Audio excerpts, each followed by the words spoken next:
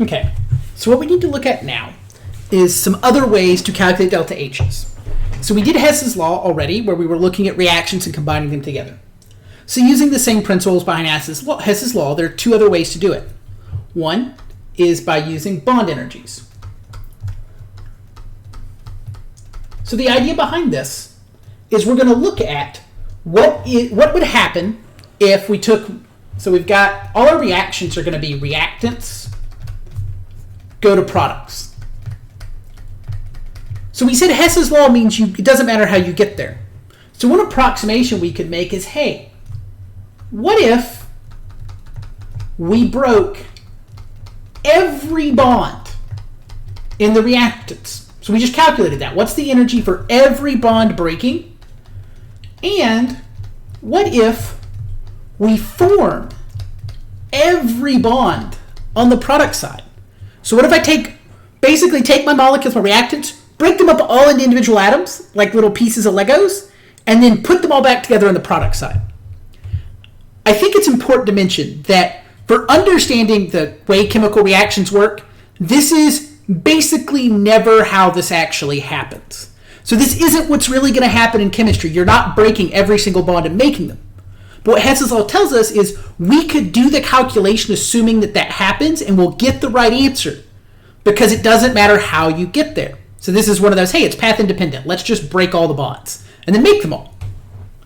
So it's important to note that, so here, when we're breaking bonds, that bond breaking is always, and I don't get to say always very often, this is always positive. This is because it's going to take energy to break that bond. Now, when you form them, bond making is always negative. It always releases energy. The bond wouldn't form otherwise. It has to stabilize it to some extent. That's why you get negative values when you form bonds and positive when you break bonds, always, in all instances, which is nice because I never get to say always. Makes life real easy, right? Because chemistry is usually, but not always, and we're not going to tell you, but there's some special circumstances here. I can be like, yay, it's always. That makes life feel nice. So the way we do this is the delta H of our reaction is going to be, we're going to sum up all the enthalpies. That's a really bad delta, but it's supposed to be a delta, I promise, of the bonds we broke. And we're going to add it to the sum of all the bonds we formed. So let's see what this looks like. And I need to make my face disappear again. Bye-bye. So bonds formed. So you have bonds broken plus the energy for bonds formed. But you need to remember, this, always positive. This, always negative. The reason I say that is your table is going to give you these values. It's going to show them in the positive form. You have to remember that if you're instead forming them rather than breaking them, that you have to put negative values in. So what does this look like? Let's take an example problem. So we have a table to the right of all the bond energies, not all of them, but a lot of common ones. So I'm going to work this problem here. Okay, you can still see it under the line. Sorry about that. So you have two H2 molecules. Remember, that's H connected to H. Plus O2, if you do your Lewis structures right, it's going to be O double bonded to O. There's some lone pairs on this. And it's going to react to form two water molecules. That's an H connected to an O connected to an H. And there are two lone pairs on that. So hey, you have to be able to do Lewis structures with these. So now I want to figure out, I'm going to break all of these, and I'm going to make these bonds. So we have, there's mine. We have two HH bonds plus one oxygen double bond. And then we've got a minus because these are bonds that we are making. So making is always going to have a negative value. And we have four HO bonds. The reason it's four is each water molecule has two HO bonds, and you have two of the molecules, so it's 2 times 2.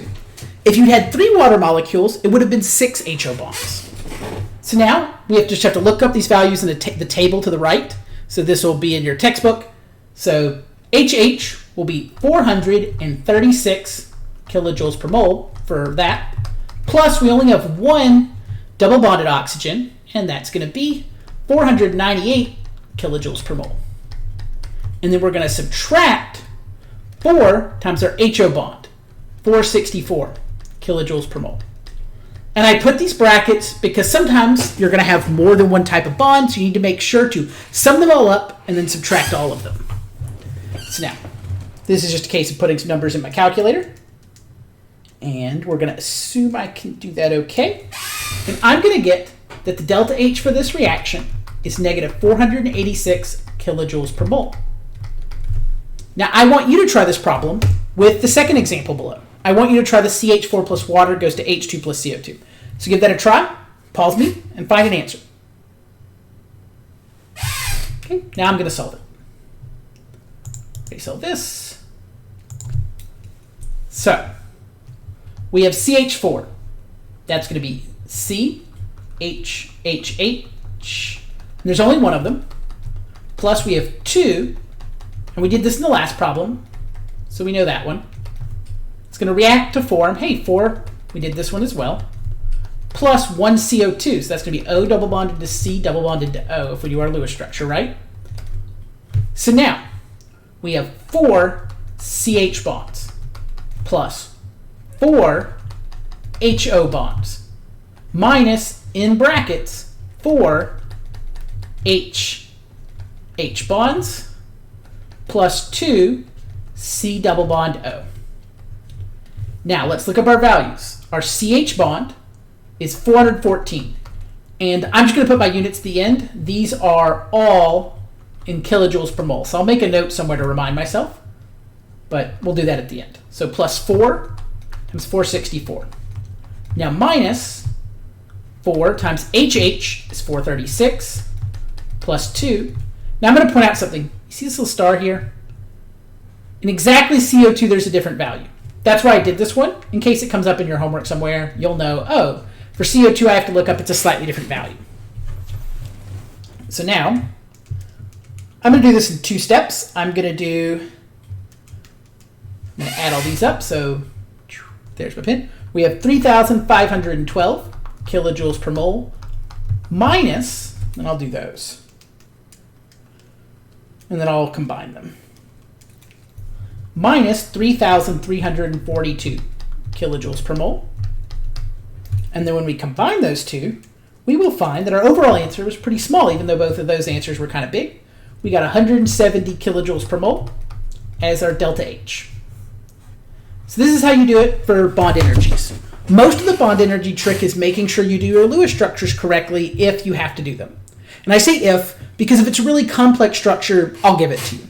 But for something like these, where there's a single atom in the middle, you've done these before, I expect you to be able to do those. So it's a way we can go back and test, hey, did you remember these Lewis structures? We won't try to use super complex ones unless I give you the structure.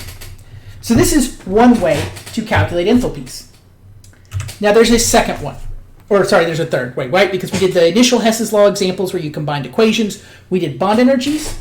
The last one we're going to talk about is something called enthalpies of formation. So these are written as delta HF. So what does this mean?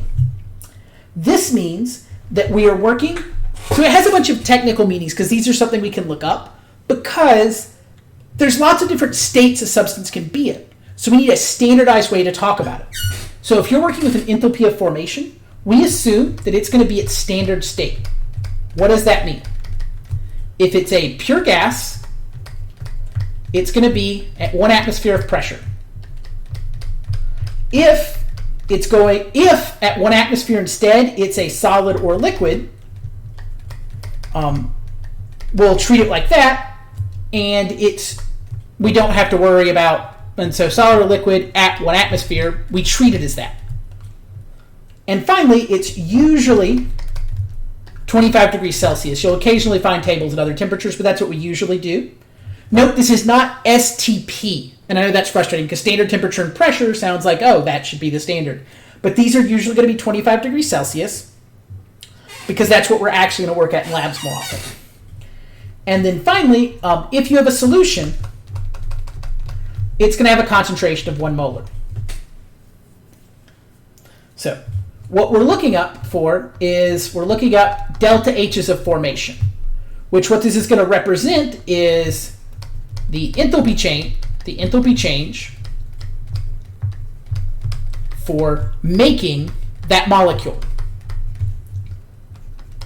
And you're assuming the components that make it up are in the standard state. So for example, let's say I wanted to know the delta H of formation for water. Well, water at 25 degrees Celsius is usually going to be liquid. So it's going to be made up of its component elements. So if I looked up a value for delta HF, it would be for the following equation. So I get some number for that. It's going to be representing H2 gas, because that's what hydrogen is at standard state, plus half I didn't mean to draw that, just half an oxygen, I meant to do that afterwards, reacts to form 1 mole of liquid water. So we're worried about how much energy, what's the energy change when we make 1 mole, I wanted to say 1 mole, so I want to come back, of that substance. So sometimes you'll see things like halves in that. So you're going to have big tables of these, but it's not going to show you the reaction because it's assuming you know, it's how much energy to make this thing at its standard state. So for water, it's made up of hydrogen and oxygen. So you're adding those together. And that's going to be the energy change for that. So what's important is we can then calculate the enthalpies. We can use these enthalpies of formation to find the energy for a reaction by summing them together. So kind of like the bond energy problems. Remember with bond energies, we assumed we broke all the bonds and then we made them all. So for enthalpy of formation problems, we're going to do a similar idea.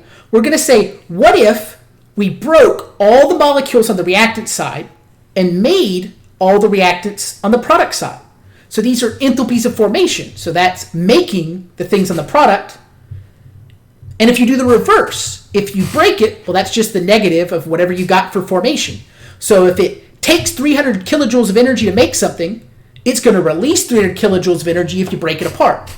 So we can look at these enthalpies of formation and enthalpies of breaking, which is just the opposite sign, and we can combine them together to make our molecule.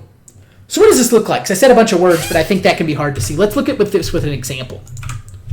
So we've got NH3 plus oxygen goes to 4NO gas plus 6 water gas. So we want to know is going to be energy for breaking these, and we're going to make these. So, and remember, this is when we look these things up over here. So these are our enthalpies of formation. You'll have a big table of them on your test if you need to use them. It might even be this one. These are for making 1 mole. Not 4 moles or 6 moles or 5 moles. We'll have to account for that. So, these are enthalpies of formation. So that's the sign that matches up with these. These are going to be the correct sign for this. For breaking, we have to reverse the sign. So, when you're calculating your delta H, you're going to sum up the enthalpies of your products, and then you're going to subtract the enthalpies of your reactants. Now, I'll be the first to say I'm purposely keeping with conventions I've seen in the chemistry textbook I'm teaching with, and that I've seen in other ones, and the way I was taught. It might feel a little weird if you do this right next to the bond energies, and if you think about it for a second. Because the bond energies, I'm going to go back 2 slides, or 3. We said, you do bond breaking plus bond forming, you add them together, you just change the sign, on the one about forming. But for this other problem, you're going to look up the values and you're going to subtract the reactants because it's the opposite sign. It's important, I think, that you get used to the idea that when you look at an equation you have to recognize what it stands for and what you need to do to put into it. So I'm okay with keeping with these conventions, even though they're different, because it's important to get used to that idea that equations don't exist by themselves. They have concepts built into them that you need to think through when using them. So for bond energies, you have to make the change yourself when you're doing it and put it in there. Whereas for this one, you keep the signs that are in the problem, and this minus sign takes care of them here. And I think that's okay, because it'll account for the fact that you have to pay attention to that. And I'm going to put an N in front of this to stand for the fact you have to multiply by the number of moles for each of these. So let's go through and solve this one. So products. We've got 4NO. So we've got 4 times the value for NO, and all of these are in kilojoules per mole. So if we look under nitrogen, that's going to be 91.3 kilojoules per mole. Then we're going to add to that 5 times oxygen. Oxygen has a value for 0, which we're going to talk about in just a second. Because you might not have to have that on a table, you should still be able to get it. So we're going to subtract then. Those are our... Did I do this? I did this wrong. I'm going to leave this in, though, because it's important that we get used to the idea that we can make mistakes, and the important part is we catch them as we go. And if that really bothers you, I'm sorry, but I think that's important. It's part of the authentic part. Like, this happens in real classes too, right? It's not that we are perfect. It's that as you get better at it, you recognize your mistakes midway. So we have products minus reactants. Oh, wait. So the NO was right. So I didn't have to erase it. NO is 91.3. My problem is I switched over to reactants there, whereas I should have looked up the value for water. So that's 6 times water. And here water's a gas, and that's important because the phases give different answers. That's negative 241.8 kilojoules per mole. Notice these aren't all positive. So you'll have some positive and some negative. So you have to pay attention to the sign. It's not like bond energies where they're always the same. And then we're going to subtract, big brackets. Now we have 4 NH3. So NH3 has a value of negative 45.9 kilojoules per mole. Plus 5 times our oxygen value of 0, which we'll talk about after we finish this problem. So now, let's consolidate some of this. So I'm not going to do the parts in brackets yet, but I'm going to add everything else up. And this is just so I do my work partway through, and it's nice for when you have the chance to show your work. Makes it easier to find errors. So let's make sure. Yep, so I have negative 1,085.6 kilojoules per mole minus 4 times negative 45.9, so minus negative 183.6 kilojoules per mole. So now we'll combine both those, and we'll get our final value, negative 1,085.6 minus that negative number. We're going to get negative 902.0 kilojoules per mole. That's our energy change. So this is how much the energy would change if you did this chemical reaction. Now, the part I wanted to mention about oxygen at the end was that any element or compound that's in its natural state already is going to have a value of 0. So oxygen, as a gas, is the natural state of oxygen at standard state. So to form it, your reaction would literally be, well, you form it from oxygen, so oxygen makes oxygen. That isn't a change. So if nothing happens, delta H is 0. Whereas, you take something like NH3, it's not this, right? It's half of N2 gas plus, and then our change is we've got 3 halves, hydrogen gas forms 1 NH3 gas. So in this case, there is a change with it. And that's what all the delta H's of formation represent. You take the elements they're composed of, you take their natural state. So for nitrogen and hydrogen, they're both gases. If it had carbon in it, carbon's a solid. It's not a gas at 25 degrees Celsius and standard pressure. So if you've got the element and it's already in its natural state, then the answer would be 0 because it doesn't change at all.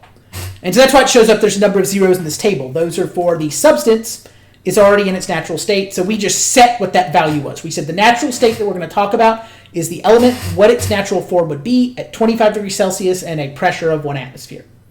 So this is another example of these. Both this and bond energies are solved very similarly. It's just getting used to using these tables and then either making sure you pay attention to your signs, and then for bond energies, making sure you can do simple Lewis structures for those. Do note that this table here is a very small one compared to one inside whatever textbook you're using, or if you're in my class, my textbook, I know it's in the appendix area in the back. There are pages and pages of these. There's probably 7 or 8 pages in the back, probably more actually, more like 10 or 12. And do note that it's got multiple things up. It's the section titled Thermodynamic Quantities, and you want the delta H section. They're also going to mention something called delta S and delta G. We'll cover those at a later time. You just need the delta H's. You can go to the back of the book, and you can find basically any substance. They're sorted by their major atoms. Like here we have bromine, calcium, carbon. You'll have maybe one of the elements might not be here. Like maybe you want, okay, silver's there. Bad example. Maybe you want gold. You'll have to go find gold in there. It'll be listed in alphabetical order. You'll go to G. It'll have it there. It also has more compounds that are listed here. For example, if you go to hydrogen, it's got more than that. And I know it does for nitrogen. I'm pretty sure it does for hydrogen as well. But it might not because hydrogen's not usually the major element. But like if you go to nitrogen, there's more than just 4 things there. So you can go and find those there as well. So if there's something that's not on this table and you're trying a homework problem, go there. You should be able to find it. And so let's see. Is there anything else I needed to do with enthalpies of formation? Nope, I'm good here. So this finishes up our section on how to calculate enthalpy. This is our third way. So you have the Hess's law version where you're taking equations and adding them together to get your component equation. You had our bond energy version, and now you have this, our enthalpies of formation.